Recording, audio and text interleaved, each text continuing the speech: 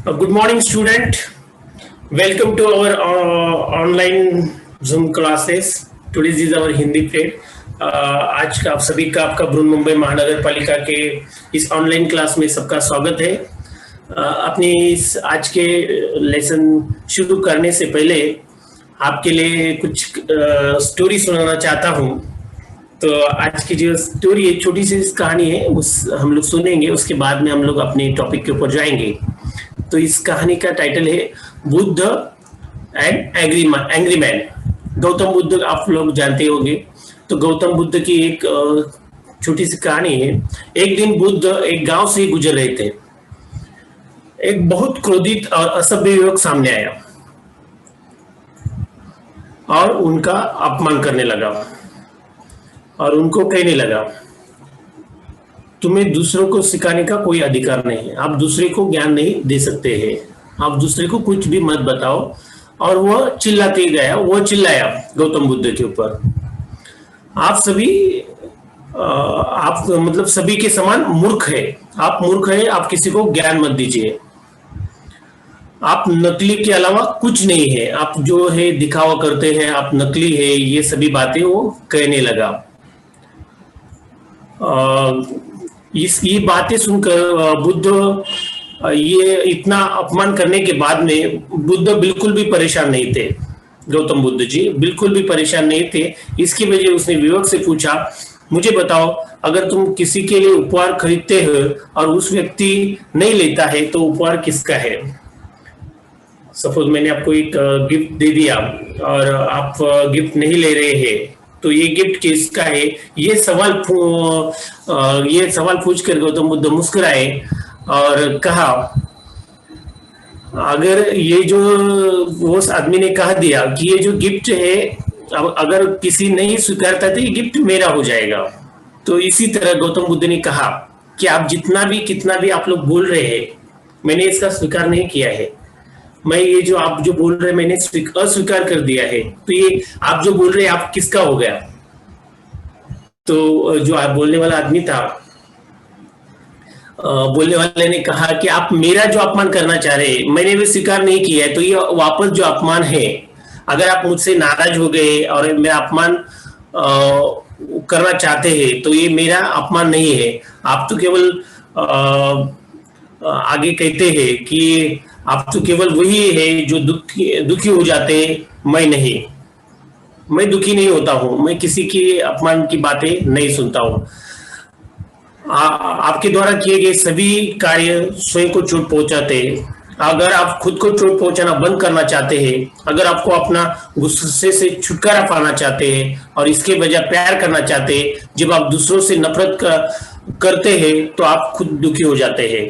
लेकिन आप जब दूसरों से प्यार करते हैं तो आप खुश हो जाते हैं। तो ये छोटी सी कहानी से हम लोगों ने देखा कि हम जो दूसरों को प्यार करते हैं वही हम लोगों को वापस मिलता है। हम लोग दूसरे से प्यार करेंगे तो हम लोग को प्यार मिलेगा। हम लोग दूसरों को दुख देंगे तो हमको दुख मिलेगा। चलो आज हम लोग कुछ नया सीखते हैं और हमारा जो आज का पाठ है वो हम लोग देखेंगे।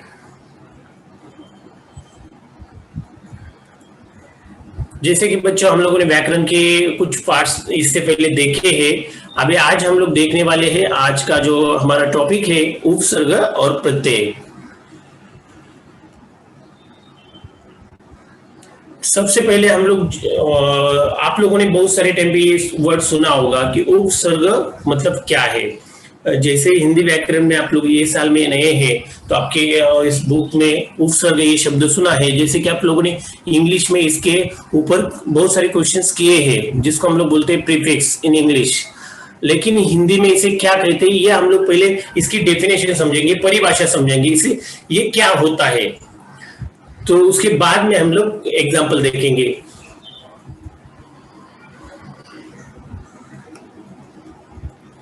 भाषा के वो सार्थक एवं छोटे खंड जो किसी शब्द के आरंभ में लग जाते हैं और ये उससे मिलकर किसी दूसरे शब्द का निर्माण कर देते हैं। समझ रहे हैं बच्चा आप लोग? क्या ये एक शब्द है? ये प्रकार से हम लोग कह सकते हैं कि जो भाषा के जो शब्द के पहले हम लोग लगा देते हैं तो उससे नया शब्द बन जाता है। जैसे कि अभी हम लोग देखेंगे आगे कि आप लोग क्या है, वह सार्थक एवं छोटे खड़े शब्दों के आरंभ में लगा देते हैं। ये याद रखना आपको, हम लोग कहाँ लगा देते हैं, आरंभ में, यानी शुरुआत में। इस वर्ड की शुरुआत में हम लोग इसको लगा देते हैं, ये नया शब्द बनता है। और क्या इसके अलावा हमें उपसर्ग शब्द का अर्थ होता है समीप आकर नया शब्द बनाना। उपसर्ग का मतलब क्या होता है, जो शब्द आपके सामने दिया है उसके शब्द में एक शब्द जोड़ना है और नया शब्द बनाना, अर्थात यह किसी शब्द साथ लगाकर नया शब्द बनता है। यहाँ पे क्या होता है, किसी के शब्द में हम लोग नया साथ लगाकर नया शब्द बनाते हैं।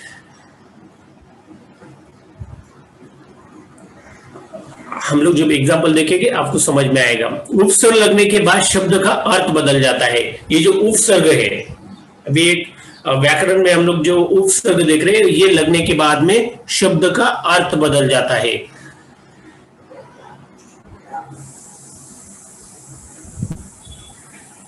देखो, और कुछ सिंपल लैंग्वेज में हम लोग समझ लेते हैं कि ये क्या होता है। उपसर्ग में शब्दांश या अव्यय जो किसी शब्द के पहले आकर उसका विशेष अर्थ प्रकट करते हैं, उसे हम लोग उपसर्ग कहलाते हैं। उपसर्ग उप समीप सर्ग सृष्टि का करना का अर्थ है। दो शब्द का हम लोग अलग अलग अर्थ देख रहे हैं। किसी शब्द के समीप आकर नया शब्द बनाना, जो शब्दांश शब्दों के आदि में जुड़कर उनके अर्थ में कुछ विशेषता लाते हैं, उसे हम लोग उपसर्ग कहलाते हैं। सिंपल सी हम लोग व्याख्या समझ रहे हैं कि उपसर्ग मतलब क्या। जब हम लोग अभी आप एग्जाम्पल हम लोग देखेंगे तभी आपको समझ में आएगा। देखो, यहाँ पे एक शब्द पहले से आपके साथ में था, उसके हम लोगों ने एक शब्द जोड़ दिया है कि जैसे कि आप लोग देख रहे हैं यहाँ पे पहले से लिखा हुआ था भाव, उसमें अ को जोड़ दिया, एक शब्दांश को जोड़ दिया। शब्दांश मतलब क्या होता है बच्चों, देखो ये एक शब्द है भाव। भाव एक शब्द था, इसमें हम लोगों ने क्या जोड़ दिया, अ जोड़ दिया। कभी कहा जोड़ दिया, ये पहले जोड़ दिया। तो यहाँ पे क्या है, भाव, तो नया शब्द बन गया। देखो, पूरा अर्थ बदल गया शब्द का। ये पहले शब्द था भाव, ये पूरा शब्द का अर्थ बदल गया कि जैसे इस शब्द में पूरा अर्थ बदल जाने से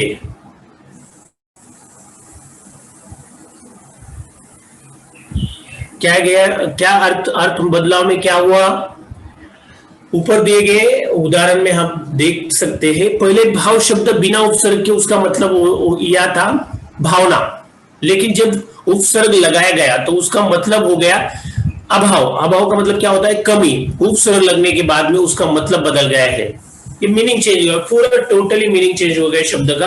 अब एक पहले शब्द था भाव, एक अभाव, तो हम लोगों ने उपसर्ग लगाया, तो आप लोगों को समझ में आया होगा कि उपसर्ग का मतलब क्या होता है। देखो, बहुत सारे शब्द है, तो आप लोग देख सकते हैं कि आपके जब हम लोग किताब में पढ़ते हैं तो ऐसे बहुत सारे शब्द आते होंगे कि आप लोग पहले इससे पहले का कुछ शब्दांश हटा दे, नया शब्द बन जाता है। तो ऐसे कुछ शब्द है, कुछ उदाहरण है, वो हम लोग देखेंगे पहले, उसके बाद में हम लोग कुछ एग्जाम्पल्स भी देखेंगे। वापस आपको दिखा देता हूं कि आप लोगों को एक बार वापस समझे कि ये क्या होता है।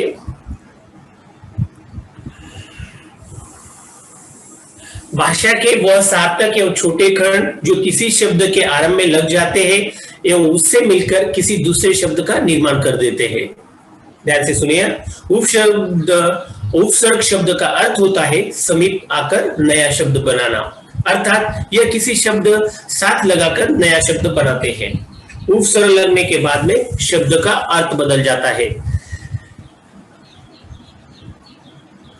उपसर्ग लगने के बाद में शब्द का अर्थ बदल जाता है। शब्दांश या अव्यय जो किसी शब्द के पहले आकर उसका विशेष अर्थ प्रकट करते हैं, उसे हम लोग उपसर्ग कहलाते हैं। उपसर्ग यानी समीप, सर्ग यानी सृष्टि करना, इसका अर्थ है किसी शब्द के समीप आकर नया शब्द बनाना, जो शब्दांश शब्दों के आदि में जुड़कर उनके अर्थ में कुछ विशेषता लाते हैं, उन्हें हम लोग उपसर्ग कहलाते हैं। तो ये कुछ हम लोग समझ रहे हैं कि उपसर्ग मतलब क्या है। मुझे लगता है मैंने 2 बार इसको रिपीट किया है, आप लोगों को इसका सही अर्थ समझ में आया होगा कि उपसर्ग मतलब क्या है। तो अभी इंग्लिश में इसका मीनिंग समझा देता हूं। उसको हम लोग बोलते हैं प्रीफिक्स। प्रीफिक्स मतलब प्री मतलब पहले। तो आप लोगों को थोड़ा इसका इंग्लिश का शब्द आप लोग याद रखेंगे। प्री मतलब होता है पहले, प्रीफिक्स यानी पहले हम लोग लगाते हैं। तो ये नया शब्द, अब क्योंकि इसके पार्ट वाला बाद वाला जो पार्ट है, ये दोनों में बच्चों कंफ्यूज, आप लोग कंफ्यूज हो जाते हैं कि उपसर्ग क्या और प्रत्यय क्या।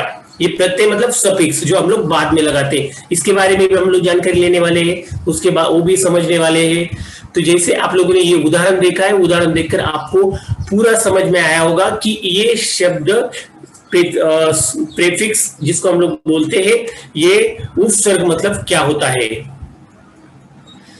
तो इसके कुछ उदाहरण है, कुछ छोटे छोटे प्रकार है। हम लोग इतना डीप में नहीं जाएंगे। मोटे तौर पर जो कुछ उदाहरण होते हैं, कुछ नियम्स होते हैं, ये हम लोग देखेंगे कि उपसर्ग के लिए हम लोग क्या जानकारी ले सकते हैं। उपसर्ग के कुछ भेद किए जाते हैं उसके व्याकरण में, ये आपके लिए नहीं है, लेकिन हम लोगों को समझना है कि कैसे उपसर्ग हम लोग बना सकते हैं। जैसे कि इसमें आप लोग देख रहे हैं संस्कृत के उपसर्ग। ये पहला प्रकार में हम लोग कुछ उदाहरण देखेंगे। दूसरा प्रकार में हम लोग देखेंगे हिंदी के उपसर्ग। तीसरे भेद में हम लोग देखेंगे उर्दू और फारसी के कुछ शब्द है, उसमें हम लोग उपसर्ग लगाते हैं। और चौथा यहाँ पे प्रकार है संस्कृत के अव्यय, जिसको हम लोग उपसर्ग के रूप में देखते हैं। ऐसे कुछ शब्द हैं, इसके बारे में हम लोग देखेंगे। तो देखते हैं संस्कृत के कुछ उपसर्ग है, उसके बारे में जानकारी लेते हैं। क्या है संस्कृत के उपसर्ग में? देखो अभी ये जो अति उपसर्ग हम बहुत सारे शब्द में लगा देते हैं, ये संस्कृत के इसमें आता है ये शब्द। देखो अति, यहाँ पे शब्द लगाया और यहाँ पे अति अधिक, अत्यधिक शब्द बन गया। अति रिक्त, ये जो देखो रिक्त शब्द था उसमें अति लगा दिया, ये अतिरिक्त बन गया। तो आप लोगों को ये सिर्फ कुछ एग्जांपल्स लिए हैं, मैंने कुछ उदाहरण लिए शब्द, इसमें तो बहुत सारे ऐसे शब्द, नए शब्द हम लोग बना सकते हैं।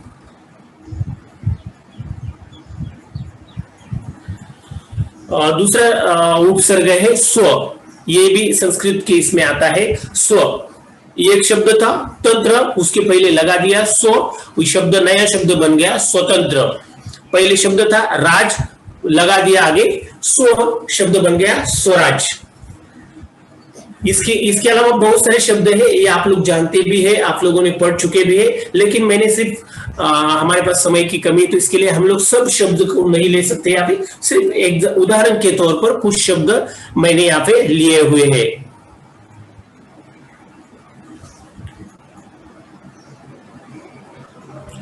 दूसरा है हिंदी के उपसर्ग। हिंदी के इसमें उपसर्ग में कुछ इसको हम लोग यहाँ पे ले सकते हैं। जैसे कि ये शब्द आता है, ये है हिंदी का उपसर्ग अध। तो इसको हम लोगों ने लगा दिया, एक शब्द है जिसके लगा दिया खिला, क्या हो गया? अध खिला। दूसरा शब्द है जल, उसको पहले लगा दिया, नया शब्द बन गया अध जल। दूसरा हिंदी के इसमें उपसर्ग हम लोग देख रहे हैं उन, उसको उन उपसर्ग है, उसको हम लोग पहले लग दिया सट के, 59 बन गया। 30 के पहले लगा दिया 29 बन गया। तो ये कुछ शब्द है, कुछ शब्दांश है जो हम लोग उपसर्ग के रूप में इससे उपयोग में ला रहे हैं। ये सिर्फ मैंने उदाहरण के तौर पर लिए हैं, इसके अलावा बहुत सारे उपसर्ग आप लोग देख सकते हैं। ये इसमें यहाँ पे दूसरा एक लगा दिया उपसर्ग लिया है पर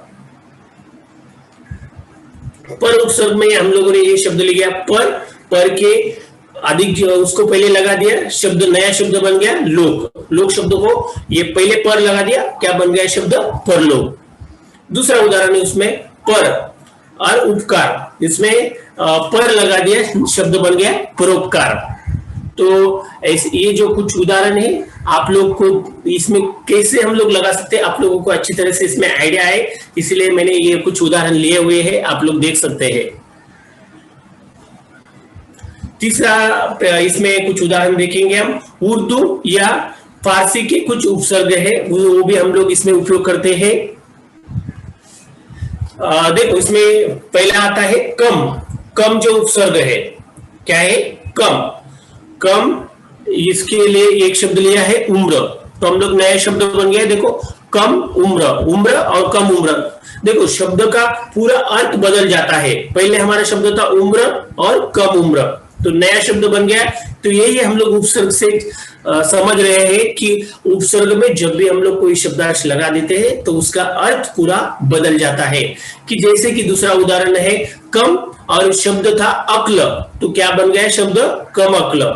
जैसे कि हमें यहाँ पे पॉसिबल नहीं है, हम लोग क्लासरूम में होते तो आप सब बहुत सारे उत्तर इसके लिए दे सकते थे, मैं आपको पूछ सकता था, लेकिन हमारे पास में कुछ लिमिटेशन है, इसलिए मैं आपको पूछ नहीं सकता हूँ। तो आप लोगों के भी बहुत सारे शब्द इससे आते हैं, आप लोग भी बता सकते हैं मुझे। तो हम लोग उसके बाद में देखने वाले, आपको भी मैं टाइम दूंगा कुछ शब्द बनाने के लिए। ये उर्दू और फारसी के इसमें आता है शब्द कुछ। ये खुश है, खुश उपसर्ग है। खुश शब्द था नसीब, नया शब्द बन गया खुश नसीब। आप लोग स्क्रीन के ऊपर देख रहे हैं कि जैसे क्या शब्द था? खुश और नसीब। ये नसीब और खुश नसीब, तो ये दो एक शब्द से उपसर्ग लगाकर नया शब्द बन गया। ये शब्द था, अभी देखो दोनों भी, ये है बू, उसके पहले लगा दिया खुश, क्या बन गया शब्द? खुशबू। तो ये हम लोग समझ रहे हैं कि उपसर्ग लगाकर कैसे शब्द का अर्थ पूरा बदल जाता है। अगला उदाहरण है बे। ये जो उपसर्ग है, देखो ये जो उपसर्ग होते हैं ये शब्दांश होते हैं, इसका खुद का कोई अर्थ नहीं होता है। जब हम लोग उसको शब्द में पहले लगा देते हैं तो इसका हम लोगों को नया अर्थ मिलता है, मतलब क्या मिलता है? नया शब्द मिलता है। तो हम लोग जैसे कि यहाँ पे उदाहरण है, देखो पूरा शब्द बदल गया। शब्द है खबर, नया शब्द बन गया बेखबर। दूसरा शब्द है ईमान, पहले बे लगा दिया, शब्द बन गया बेईमान। देखो पूरे शब्द का अर्थ बदल रहा है। तो हम लोगों को ये समझना जरूरी, कुछ ऐसे उदाहरण है जो हम लोग देख रहे हैं, तो जिससे आप लोग उपसर्ग के बारे में पूरी जानकारी मिल सके।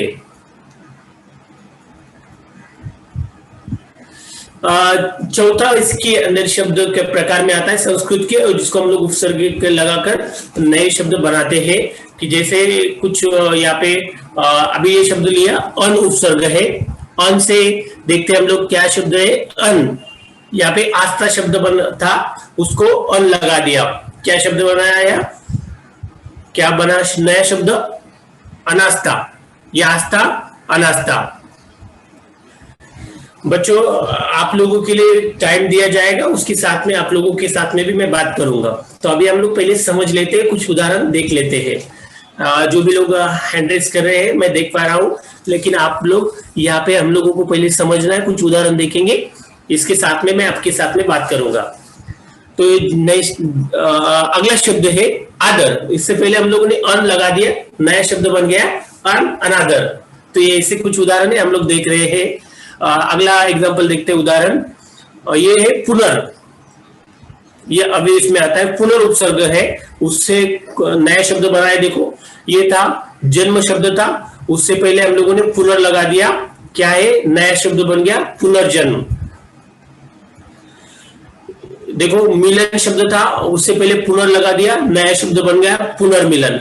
तो ये कुछ उदाहरण हम लोगों ने देखे कि जिससे हम लोगों को समझ सके कि उपसर्ग मतलब क्या होता है, जो कि हम लोगों ने शुरुआत में एक छोटी सी परिभाषा जिसको हम लोग कहते हैं व्याख्या, डेफिनेशन हम लोगों ने देखी थी कि जो शब्दांश शब्द के पहले हम लोग जगह लगा देते है और उससे नया शब्द बनता है और पूरा अर्थ पूरा बदल देता है, ऐसे शब्द को हम लोग क्या कहते हैं? उपसर्ग कहते हैं। ये अभी आपको अच्छी तरह से समझ में आया होगा कि ये उदाहरण हम लोगों ने देखे हैं।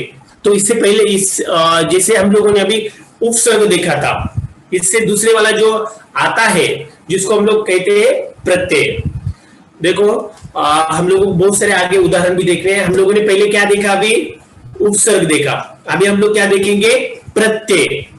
जैसे कि उपसर्ग था आप लोगों को नहीं समझ में आएगा तो वापस हम लोग उसके ऊपर कुछ प्रैक्टिस उदाहरण करने वाले हैं, तो आपको उस समय भी अच्छी तरह से समझ में आएगा। तो अभी हम लोग देखेंगे प्रत्यय मतलब क्या होता है, प्रत्यय की परिभाषा क्या है। प्रत्यय जिसको हम लोग इंग्लिश में it is we called the prefix, जो हम लोग सॉरी सफिक्स। प्रीफिक्स तो हम लोग ने किसको कहा था, उपसर्ग, और अभी ये जिसको हम लोग कहते हैं सफिक्स प्रत्यय, इसको हम लोग क्या कहते हैं, सफिक्स, जो प्रत्यय हम लोग शब्दों को लगाते हैं। यहाँ पे कुछ उदाहरण आप लोगों को देखेंगे, और जैसे कि आप लोग देख रहे हैं अभी यहाँ पे मैं आपको हम लोग समझेंगे कि इसका अर्थ क्या होता है।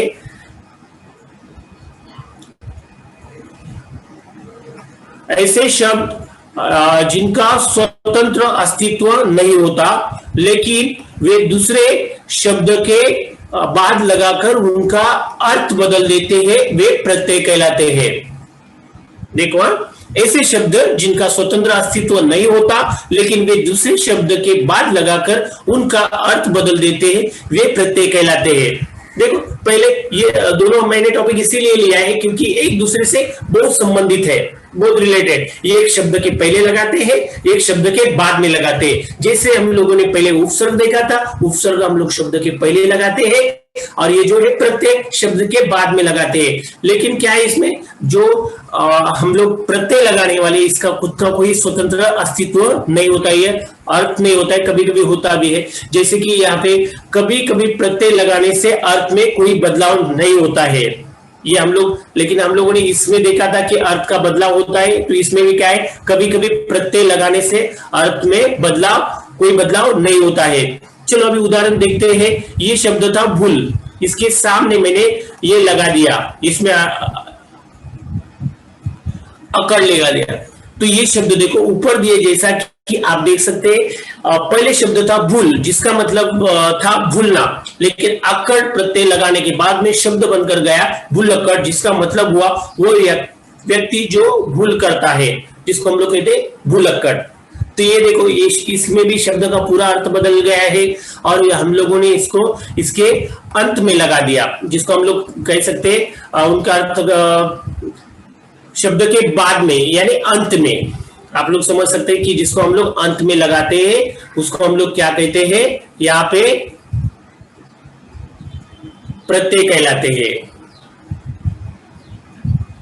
चलो इसके बारे में भी और जानकारी लेते हैं, ये कैसे होते हैं, उसके कुछ उदाहरण भी देखते हैं। ये जैसे हम लोगों ने उपसर्ग को देखे थे। देखो वापस समझाते हैं कि उपसर्ग मतलब क्या होता है, और सॉरी प्रत्यय मतलब क्या होता है। उपसर्ग हम लोगों ने पहले देख चुके हैं। प्रत्यय मतलब क्या होता है, जो शब्द किसी शब्द के अंत में जुड़कर उसके अर्थ में परिवर्तन ला देते हैं, वे प्रत्यय कहलाते हैं। जैसे शब्द था लघु, उसमें हम लोगों ने जोड़ दिया शब्द बन गया लघुता। जैसे शब्द था फल, उसमें हम लोगों ने वाला जोड़ दिया, शब्द बन गया फल वाला। तो आप लोगों को समझ में आया होगा कि इसको ये हम लोग परिभाषा समझ रहे, क्योंकि ये जो पूरा नई कॉन्सेप्ट है आपके लिए कि प्रत्यय मतलब क्या होता है। इसीलिए मैंने पहले आप लोगों को समझने के लिए इसकी मीनिंग बताया आपको कि इसका मीनिंग क्या होता है। तो हम लोगों ने मीनिंग अभी देख रहे हैं कि इसका मीनिंग वापस आपको एक बार समझाता हूं। जो शब्दांश किसी शब्द के अंत में जोड़कर उसके अर्थ में परिवर्तन ला देते हैं, वे प्रत्यय कहलाते हैं। जैसे कि यहाँ पे आप लोग शब्द देख रहे हैं, अंत का अर्थ होता है बाद में। जैसे कि आप लोग शब्द देख रहे हैं, यहाँ पे कौन सा शब्द था लघु, उसमें हम लोगों ने अंत में जोड़ दिया ता, तो नया शब्द बन गया यहाँ पे लघुता। यहाँ पे एक शब्द था फल, उसमें हम लोगों ने वाला जोड़ दिया, उसके अंत में नया शब्द बन गया फल वाला। तो ये आप लोगों को प्रत्यय किसे कहते हैं ये आप लोगों को समझ में आया होगा। तो आगे इसके बारे में कुछ और जानकारी लेते हैं कि जिससे हम लोग इसके बारे में कुछ उदाहरण देख सके और उसको सॉल्व कर सके। जैसे हम लोगों ने कुछ भेद उसके उपसर्ग के देखे थे। प्रत्यय के दो भेद होते हैं, जिसको हम लोग बोलते हैं कृत प्रत्यय और दूसरा होता है तद्धित प्रत्यय। ये आपको इतना याद रखने की जरूरत नहीं है, लेकिन कुछ उदाहरण आप लोग याद रखेंगे तो आपको इसके बारे में भी समझ में आ जाएगा। देखो दोनों में फर्क समझाते हैं, दोनों में कुछ उदाहरण देखते हैं। ये पहला है कृत प्रत्यय, जिसको हम लोग देख रहे हैं। क्रिया के साथ लगने वाले प्रत्यय कृत प्रत्यय कहलाते हैं। कृत यानी जिसको हम लोग कहते हैं क्रिया, you know that the what is mean by the क्रिया, उसको हम लोग कहते हैं वर्ब, जिससे कोई शब्द से पता चलता है कि क्रिया हो रही है। जैसे मैं बोल रहा हूं, आप लोग सुन रहे हैं, उठना बैठना, जिससे हम लोग क्रिया करते हैं। ऐसे शब्द में जब हम लोग ऐसे शब्द लगाते हैं, उससे हम लोग कृत प्रत्यय कहलाते हैं। कृत प्रत्यय के मेल से बने शब्द को कृदंत शब्द कहलाते हैं। इसके उदाहरण भी हम लोग देखने वाले हैं कि जैसे कृत प्रत्यय हम लोग लगाते हैं क्रिया, कृत से आप लोगों को शब्द याद रखना है क्रिया। तो आप लोग क्रिया में बहुत सारे कौन सी भी क्रिया हो सकती है, जिसको हम लोग इंग्लिश में it is we called the verb, जिसको हम लोग इंग्लिश में वर्ब कहते हैं। दूसरे एक अर्थ में आप लोग उसको एक्शन वर्ड के नाम से भी जानते हैं। जो भी एक्शन वर्ड्स होते हैं उसको हम लोग क्रिया कहते हैं।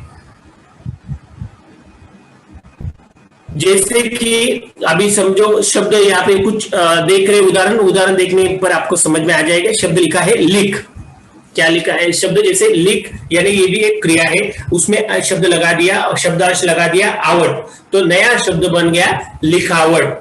जैसे कि यहाँ पे थक, ये भी एक क्रिया है, यहाँ पे लिखा हुआ है थकान, नया शब्द बन गया बोल, इससे नया शब्द बन गया बोली। तो ये कुछ क्या है, प्रत्यय हम लोगों ने लगाए हैं और नए शब्द यहाँ पे बन गए हैं। तो आप लोगों को देख रहे होंगे कि हम लोगों को पहले से यहाँ पे शब्द थे, जैसे इसको हम लोगों ने यहाँ पे बाद में लगा दिया है और नया शब्द हम लोगों को यहाँ पे मिला है। बाद में लगा दिया तो आपको समझ में आया होगा कि जैसे इसमें आप लोगों को नहीं दिख रहा है, लेकिन ये जो वॉवेल्स होता है जिसको हम लोग स्वर बोलते हैं, कान, पहले क्या था थक था, लेकिन ये आन जोड़ गया तो शब्द क्या बन गया थकान। ये शब्द था बोल, तो यहाँ पे क्या शब्द बन गया, ई लगा दिया हम लोगों ने, क्या बन गया वो शब्द बोली। ये जो देख रहे हैं आप लोग दीर्घ ई लगा दिया इसमें, तो ये इसमें ऐसे हम लोग शब्दों को बाद में अंत में जोड़ते हैं तो हम लोगों को नया शब्द मिलता है। इसमें भी आप लोग देख सकते हैं, जैसे लिख शब्द था उसमें हमने आवट जोड़ दिया, शब्द बन गया लिखावट। समझ में आ रहा है बच्चों? समझ में आ रहा है तो मुझे थम्स अप दिखा दो, सब लोग थम्स दिखा दो, वेरी गुड, थम्स दिखा सकते हैं। आगे हम लोग जाएंगे। ओके, बहुत अच्छा। चलो हम लोग आगे का देखते हैं। हम लोगों ने ये कृत प्रत्यय देखे थे, आगे का हम लोग देखते हैं तद्धित प्रत्यय क्या होता है।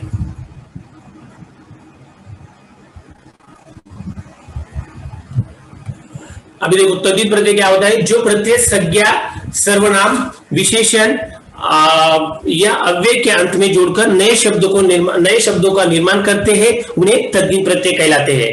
देखो कृत प्रत्यय और तद्धित प्रत्यय में आप लोग फर्क करेंगे तो आपको समझ में आ जाएगा। इसमें हम लोग क्या कर रहे हैं, सिर्फ उसमें हम लोगों ने क्रिया के बारे में देखा था, इसमें हम लोग संज्ञा, ये हम लोगों ने सब पढ़ चुके हैं, संज्ञा भी हम लोगों ने पढ़ चुके हैं, सर्वनाम भी हम लोगों ने जाना है, विशेषण भी हम लोगों को पता है, अव्यय के बारे में भी हम लोग जानते हैं, अंत में जुड़कर नए शब्दों का निर्माण करते हैं, उन्हें हम लोग तद्धित प्रत्यय कहलाते हैं।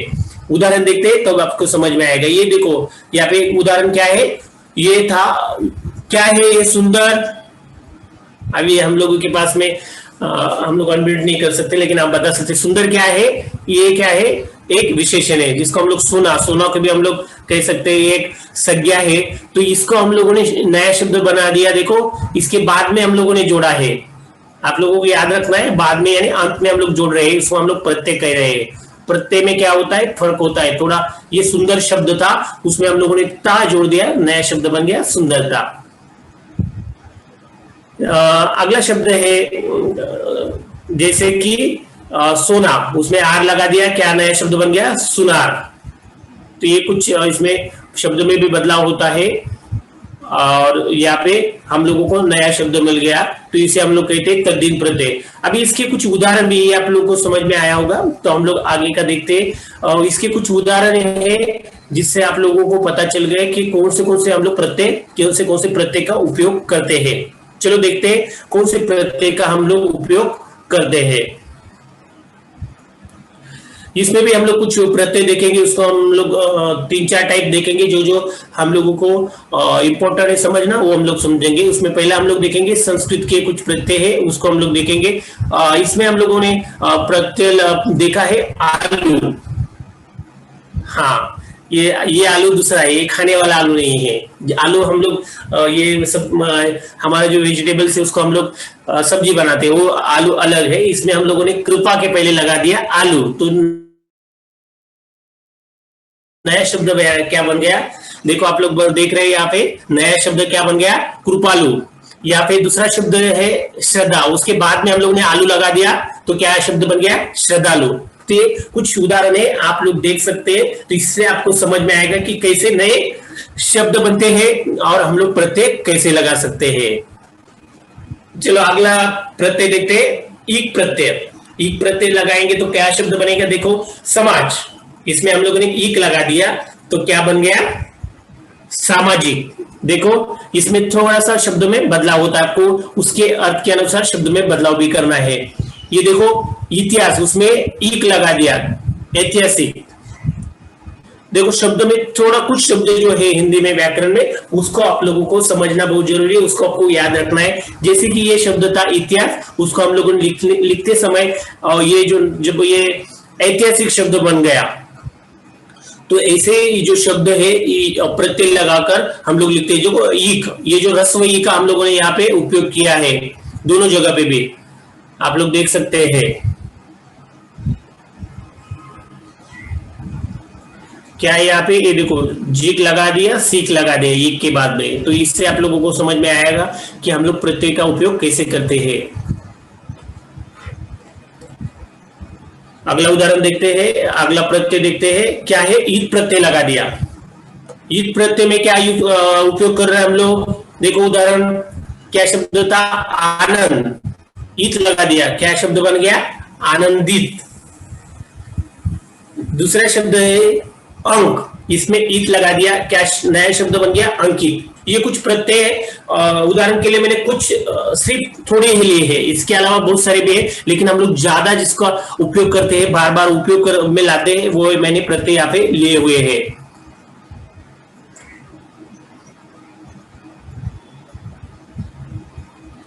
इसमें देखेंगे हिंदी के कुछ प्रत्यय, जैसे हम लोगों ने संस्कृत के कुछ प्रत्यय देखे थे, हिंदी के कुछ प्रत्यय, जैसे कि देखो ये शब्द है आई। आई का भी अलग अर्थ होता है, इसका खुद का भी अर्थ है आई, लेकिन हम लोग जब इसको एक शब्द में जोड़ देते तो देखो यहाँ पे शब्दांश में जोड़ दिया लड़ अधिक आई, शब्द बन गया लड़ाई। भला अधिक आई, शब्द बन गया भलाई। देखो लास्ट में हम लोगों ने अंत में लगा रहे। अगला प्रत्यय है आउ, कम अधिक आउ। अधिक का मतलब होता है हम लोगों ने इसमें जोड़ दिया है, इसमें ये जोड़ दिया तो नया शब्द बन गया कमाओ। खा अधिक खाओ, क्या शब्द बन गया? खाओ। अगला प्रत्यय है आकू। आकू प्रत्यय को हम लोग देखेंगे, देखो पढ़ अधिक आकू, पढ़ाकू। लड़ अधिक लड़ाकू। तो ये शब्द के पूरे अर्थ बदलते हैं, इससे नए शब्द हम लोगों को बनते हैं। तो आप लोग देख रहे हैं कि ये जो प्रत्यय है आप लोगों को एक बार आप थोड़े से आपको शब्द का उपयोग करेंगे, प्रत्यय का उपयोग करेंगे, तो आप लोगों को समझ में आएगा कि कैसे इसके नए शब्द बनाने हैं। इसमें कुछ उर्दू के प्रत्यय भी हम लोग उपयोग में लाते हैं, उसमें कुछ उदाहरण हम लोग देखेंगे भी। जैसे कि आप लोग देख रहे हैं इन प्रत्यय लगाकर शब्द बन गया रंगीन। क्या शब्द बनाया है? रंग अधिक इन, रंगीन। नमक, इसको हम लोगों ने जोड़ दिया इन, क्या शब्द बन गया? नमकीन। ये दूसरा प्रत्यय हम लोग देखेंगे बाज। ये कुछ प्रत्यय है, क्या है? बाज। कबूतर अधिक बाज, क्या बन गया शब्द? कबूतर बाज। दूसरा है धोखा अधिक बाज, धोखेबाज। तो ये कुछ प्रत्यय थे हम लोगों ने देखे, कुछ उदाहरण हम लोगों ने देखे और प्रत्यय का अर्थ भी समझ में लिया। वापस एक बार मैं आपको प्रत्यय मतलब क्या होता है ये समझाता हूं, उसके बाद में हम लोग जाएंगे डायरेक्टली किसके ऊपर, जो कि हम लोगों को देखना है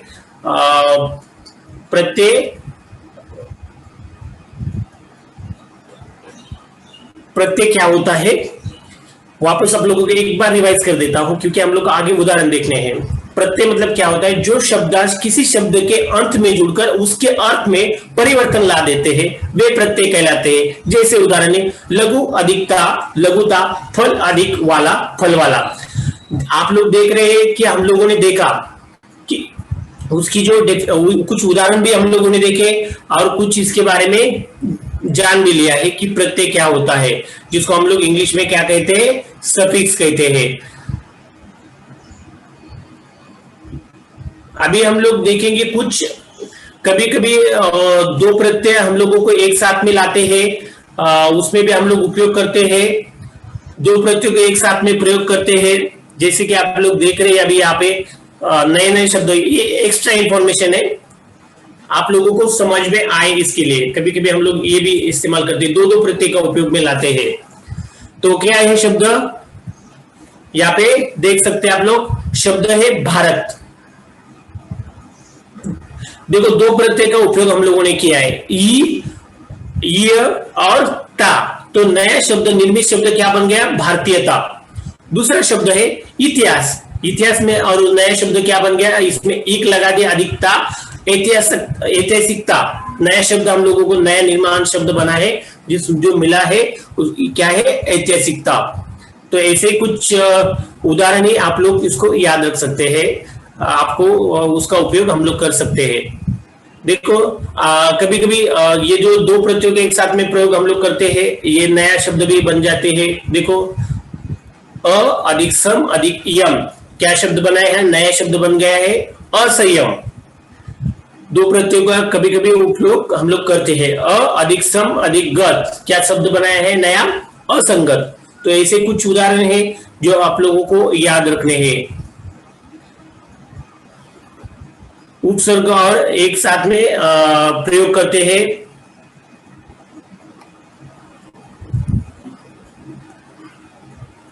उपसर्ग और प्रत्यय का एक साथ में हम लोग प्रयोग करते हैं। यहाँ पे प्रत्यय नहीं लिखा, प्रत्यय का एक साथ में उपयोग करते हैं और नए शब्द हम लोग को कभी इससे मिलते हैं। शब्द है न्यास शब्द था, उसमें पहले सम लगा दिया, अधिक प्रत्यय भी जोड़ दिया, नया शब्द बन गया सन्यासी। इसमें उप लगा दिया, लब्ध जो शब्द है शब्दांश है उसमें ता जोड़ दिया, तो नया शब्द बन गया उपलब्धता। तो ऐसे कुछ उदाहरण है जो आप लोग देख सकते हैं, जिससे आप लोगों को समझ में आए। तो अभी हम लोगों ने सबसे पहले हम लोगों ने उपसर्ग देखा, उपसर्ग क्या होता है। इसके बाद में हम लोगों ने क्या देखा? उसके बाद में हम लोगों ने देखा प्रत्यय क्या होते हैं, उसके उदाहरण देखे, कुछ अलग अलग उसके उदाहरण देखकर हम लोगों ने समझ लिया कि कैसे हम लोग प्रत्यय लगा सकते हैं। तो उसके बाद में अभी हम लोग आते हैं अपने टेक्स्ट बुक के ऊपर। आपके टेक्स्ट बुक में आप लोग पेज नंबर 17 निकालिए। आपके टेक्स्ट बुक में पेज नंबर 17 है, आप लोग ओपन कर सकते हैं इसको।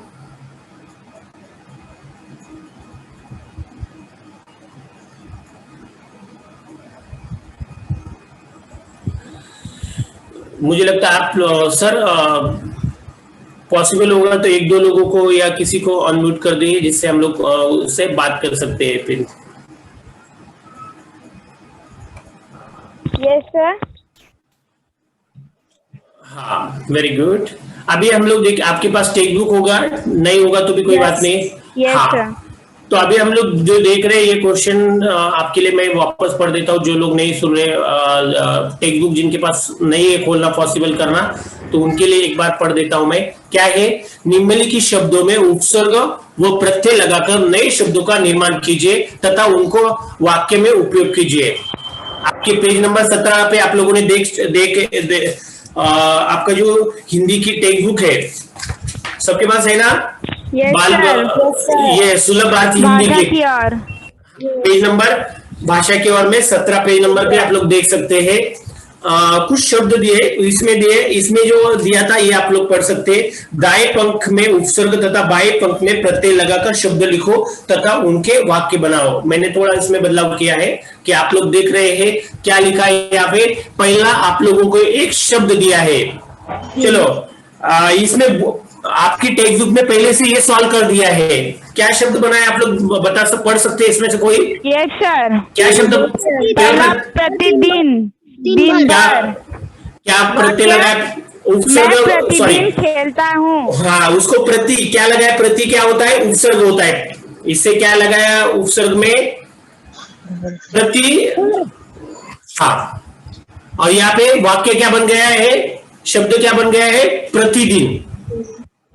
देखो उपसर्ग लगा है प्रति और प्रत्यय लगा है भर, नया शब्द बन गया है। उपसर्ग से लगाने से शब्द क्या बन गया? प्रतिदिन। जैसे आप लोगों ने बताया अभी उदाहरण, क्या मैं प्रतिदिन खेलता हूं, खेलती हूं।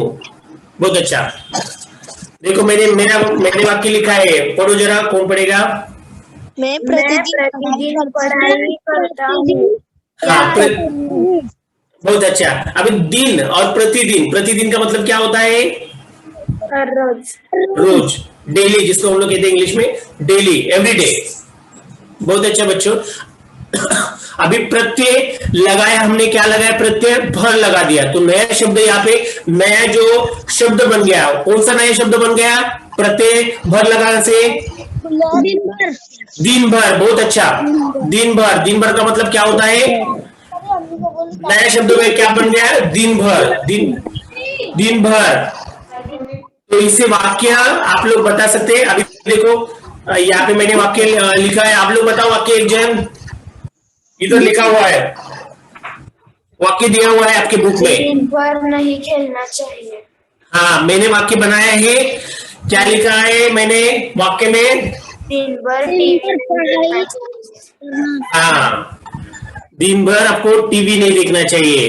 तो ये आपकी किताब में पहले से ऑलरेडी आपको ये जो उपसर्ग और प्रत्यय लगा दिए थे, तो जिससे आप लोग इससे वाक्य भी बनाए हुए हैं। अभी आप लोगों ने अच्छी तरह से समझ लिया है कि उपसर्ग क्या होता है और प्रत्यय क्या होता है। तो इससे आप लोगों को समझ में आएगा कि नए जो शब्द हम लोगों के बनने वाले हैं आगे, उसमें हम लोग उपसर्ग क्या लगा सकते हैं और प्रत्यय क्या लगा सकते हैं।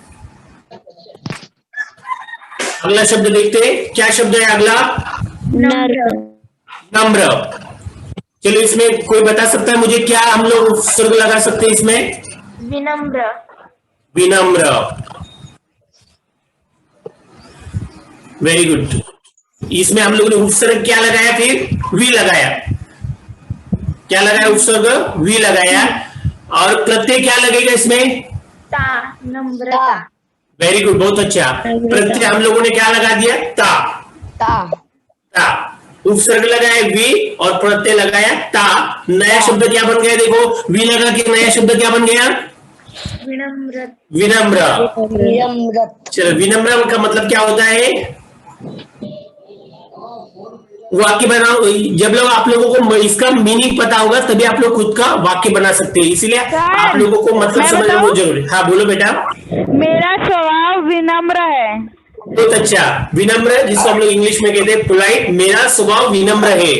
मेरा स्वभाव विनम्र। और मैंने लिखा है हमें हमेशा विनम्र होना चाहिए, कि ये उदाहरण हम लोगों ने देखा। अभी देखो इससे शब्द बनाए, प्रत्यय ता लगाया हमने, ता से नया शब्द क्या बना? हाँ बोलो, क्या शब्द बनेगा? हाँ बोलो। हमें नम्रता से बोलना चाहिए। बहुत अच्छा, हमें बड़ों से नम्रता से बोलना चाहिए। हाँ। यहाँ पे देखो, हमें सभी के साथ नम्रता से व्यवहार करना चाहिए। तो आप लोगों को अभी देखो, हम लोग दोनों एक साथ में देख रहे हैं, उपसर्ग और प्रत्यय। आप लोगों को समझ में आए इसलिए मैंने आपको ऊपर भी लिखा है, उपसर्ग हमने क्या लगाया और प्रत्यय हम लोगों ने क्या लगाया। तो आप लोगों को दोनों नए शब्द के बारे में इससे जानकारी मिल सके। जैसे कि आप लोग यहाँ पे देख सकते हैं, रेड में जो दिखाया मैंने, ये क्या है? ये जगह पे उपसर्ग है और दूसरे इसमें प्रत्यय है, दोनों को एक साथ में। चलो अगला शब्द देखते हैं, क्या है अगला शब्द? डर। चलो इसमें क्या लगाएगा? उपसर्ग क्या आएगा बताओ मुझे? निडर। वेरी गुड, बहुत अच्छा, आप लोग होशियार बच्चे हैं। देखो हम लोगों ने इससे क्या कहा? शब्द निडर, नी लगा दिया, उपसर्ग क्या हो गया? नी हो गया। प्रतिडर। दूसरा प्रत्यय बोलो मुझे। पोक। पोक। डरपोक। डरपोक। बहुत अच्छे बच्चों, आप लोग बहुत अच्छा उत्तर दे रहे हैं। क्या लगा दिया? पोक लगा दिया। नया शब्द देखो इसमें, अभी उपसर्ग लगा के क्या नया शब्द बना है? नीडर। नीडर। बहुत अच्छे बच्चों, क्या शब्द बना है नया? नीडर। नीडर। हाँ, इससे वाक्य बताओ। निडरता से रोड पर चलना चाहिए लड़कियों के लिए। हाँ, लड़कियों को निडर होकर बाहर चलना चाहिए। बहुत अच्छा बच्चों। देखो, इससे मैंने वाक्य लिखा है, पढ़ो जरा कोई एक जन। हमारे देश में सैनिक निडर होकर देश की रक्षा करते हैं। यस, तो निडर का मतलब क्या होता है? जिसको जो डरते नहीं है, जिसमें डेयरिंग होते हैं, हम लोग बोल सकते हैं निडर। और डर का मतलब क्या होता है? जिसको हम लोग बोलते हैं फियर, डरना। हाँ, और भी देखो, तीसरा एक शब्द हम लोगों को बन गया, मिल गया है, जिसको हम लोगों ने प्रत्यय लगाया है। तो आप लोगों ने जो शब्द बताया था, कौन सा शब्द था वो? आप लोगों ने जो बताया था, डरपोक। तो आप लोग डरपोक के ऊपर वाक्य बताओ मुझे। वो आदमी बहुत डरपोक है। वह बड़ा डरपोक है। बहुत अच्छा। तो देखो, मैंने वाक्य है, हमें डरपोक नहीं रहना चाहिए, खासकर तो लड़कियों को डरपोक नहीं रहना चाहिए। उनको अपनी जो भी बात है वो बोलना चाहिए, कभी अन्याय नहीं सहन करना चाहिए, हमेशा बोलना चाहिए। तो ये हम लोगों ने कुछ शब्द है, ये आप लोग देख सकते हैं। हम लोगों ने वाक्य भी बनाए हैं और इससे शब्द भी, नए शब्द भी बन गए हैं। चलो अगला शब्द देखते हैं। क्या शब्द है? पढ़ो बेटा। क्या है? जल। जल। हाँ, इसमें प्रत्यय क्या लगाएगा? कोई बताएगा मुझे? सोचो जरा। गंगा जल। ओके, गंगा जल में आएगा। और बताओ, और कोई? यमुना जल। और सागर का जल। देखो, पहले हम लोगों ने डर शब्द के लिए प्रत्येक उपसर्ग क्या लगाया था? आपको याद होगा। डर शब्द के लिए हम लोगों ने उपसर्ग क्या लगाया था? नहीं, उससे पहले क्या लगा? नी। इसमें भी देखो, इसमें भी नी ही लगाएगा। आप लोगों का थोड़ा सा इसमें बदल होगा। देखो क्या शब्द बनता है इधर। देखो इसमें, हाँ, निर्जल। प्रत्यय क्या लगेगा? देखो, मैं। दूसरा भी इसमें अलग भी लगा सकते हैं, आपका नया शब्द भी बन सकते हैं, लेकिन हम लोग कुछ इसमें शब्द जो बनने वाला है, ये मीनिंगफुल वर्ड चाहिए। जैसे आप लोगों ने बताया था गंगा, ये भी शब्द सही है, गंगा जल। सर थल। हाँ, ये देखो यहाँ पे नी लगाया तो शब्द बन गया। हम लोगों ने जोड़ दिया निर्जल। निर्जल का मतलब क्या होता है? उपवास रहते ना सर। बहुत सारा। बहुत अच्छा। कि उपवास में हम लोग जल नहीं लेते, ड्राई, डिहाइड्रेट, पूरा पानी नहीं पीते। जल मतलब क्या? देखो, आपके लिए वाक्य। हाँ, बोलो। मेरी माँ निर्जल व्रत रखती है। बहुत अच्छा। तो ये हम लोगों ने शब्द देखा, निर्जल से हम लोगों ने वाक्य भी देखे हैं। अभी हम लोग देखेंगे प्रत्यय लगाया। क्या प्रत्यय है? मय। जलमय। क्या शब्द बनेगा? जलमय। वाक्य बताओ जलमय से। सागर बहुत जलमय है। हाँ, बहुत अच्छा। सागर पूरा जलमय है, जहाँ पे पूरा पानी भरा है। ऐसे जलमय मतलब जहाँ जिस जगह पे पूरा पानी भरा हुआ होता है, ऐसी जगह देख सकते हैं आप लोग। पूरा तालाब जलमय है। बहुत अच्छा। तो यहाँ पे हाँ, हम लोगों ने वाक्य भी बना लिया इसका। पूरा तालाब जलमय है। तो ये भी जल इस शब्द के बारे में आपको सब लोग समझ में आया होगा कि उपसर्ग हम लोगों ने क्या लगाया है और प्रत्यय हम लोगों ने क्या लगाया है। चलो अगला शब्द देखते हैं। क्या है? दुस्साहस। बहुत अच्छा। क्या शब्द बनेगा इसमें? देखो, दू लगाया। उपसर्ग क्या लगाया? दू, जिसको हम लोग बोलते हैं प्रीफिक्स। आपको याद रखना है, पहले हम जो लगाते हैं उसको हम लोग कहते हैं उपसर्ग, और जो बाद में लगाते हैं उसको हम लोग क्या कहते हैं? प्रत्यय। तो इसमें प्रत्यय क्या लगेगा? ई। चलो, उपसर्ग लगाकर मुझे। हाँ, बोलो। क्या शब्द? चोर ने चोरी करने का दुस्साहस किया। बहुत अच्छा बच्चों। चोर हमेशा चोरी करने का दुस्साहस करते हैं और पुलिस से पकड़े जाते हैं। बहुत अच्छा। जैसे कि आप लोग देख रहे हैं, मैंने वाक्य बनाए हैं। रावण के सभी कार्य दुस्साहस भरे थे। आप लोग देख रहे हैं। अभी देखो, हम लोग नया शब्द बनाया प्रत्यय लगाकर। क्या शब्द बनेगा? बताओ मुझे। नहीं, साहसी। क्या शब्द बनेगा आपका? साहसिक साहसिक साहसिक। बहुत अच्छा। Thank you sir. ओके, जैसे कि वाक्य लिखो देखो। पूजा ने बड़ा साहसिक कार्य किया। बहुत अच्छा। आप लोग इसका नाम भी लिख सकते हैं। मैंने राजू लिख दिया क्योंकि मेरे क्लास में एक राजू नाम का लड़का है, इसलिए मैंने राजू से आपका वाक्य बना दिया। आप लोग आपका खुद का नाम भी इसमें उपयोग कर सकते हैं आपका वाक्य बनाने के लिए। चलो अगला शब्द देखते हैं। ये हमारा लास्ट क्या है? सत्य। असत्य। बहुत अच्छा, बहुत अच्छा बच्चों। असत्य। दूसरा सत्यवान। देखो वान भी बन सकता है। बहुत अच्छा, सत्यवान। या इसमें मैंने शब्द लिया है सत्यवादी। प्रत्यय देखो, उपसर्ग और प्रत्यय ये समझना आपको जरूरी है क्योंकि दो नए नए वाक्य आपके बनते, दो नए नए शब्द बनते हैं, तो आप लोगों को उपसर्ग और प्रत्यय में फर्क समझना है। मैं सत्य पे बात बोलूं? अब बोलो असत्य के ऊपर। बोलना पाप है। सर इसकी बात असत्य है। असत्य बोलना। असत्य का मतलब होता है जो झूठ जिसे हम लोग कहते हैं। बहुत अच्छा बच्चों, देखो मैंने क्या लिखा है। हमें कभी भी असत्य नहीं बोलना चाहिए। हाँ, हमें कभी भी असत्य नहीं बोलना चाहिए। चलो हम लोगों का है ये लड़का सत्यवादी है। ये लड़का सत्यवादी है, यानी जो कभी झूठ नहीं बोलते हैं। सत्यवादी का मतलब होता है जो हमेशा सत्य पे राह पे चलते हैं। जैसे कि मैंने वाक्य लिखा है, क्या है? महात्मा गांधी जी बड़े सत्यवादी थे। हाँ, तो गांधी जी बड़े सत्यवादी थे, ये मैंने लिखा है। तो बच्चों आप लोगों को समझ में आया होगा कि कैसे प्रत्यय और उपसर्ग जो होते हैं वो हम लोग इसमें वाक्य में शब्द में लगा सकते हैं और नया शब्द बना सकते हैं। तो आपके जो पेज नंबर 17 पे था उसी के आधार पर मैंने आपके लिए स्वाध्याय दिया है। आप लोग इस स्वाध्याय को नोट कर सकते हैं कि जैसे कि यहाँ पे पहला निम्नलिखित शब्दों में उपसर्ग और मूल शब्द अलग अलग करके लिखिए। तो इसमें दोनों के लिए भी मैंने अलग अलग दिया है। निम्नलिखित शब्दों में मूल शब्द और प्रत्यय अलग अलग करके लिखे, दोनों को अलग अलग करके दिया है। तो आप लोगों को दोनों का अच्छी तरह से फर्क समझ में आए और इसके लिए उदाहरण भी आपके लिए दिए हुए हैं। जैसे कि आप लोग उदाहरण देख सकते हैं, ये शब्द हम लोगों ने देखे हैं, उसको वापस आप लोगों को इस तरह से करना है। दूसरा आप लोग प्रत्यय के बारे में भी आपको करना है। जैसे कि मैंने शब्द लिया है यहाँ पे उपस्थिति, जानकारी, कठिनाई। तो मिलकर इसमें आप लोगों ने प्रत्यय को अलग करना है और मूल शब्दों को अलग करना है। इसमें आप लोगों को उपसर्ग को अलग करना है और मूल शब्दों को अलग करना है।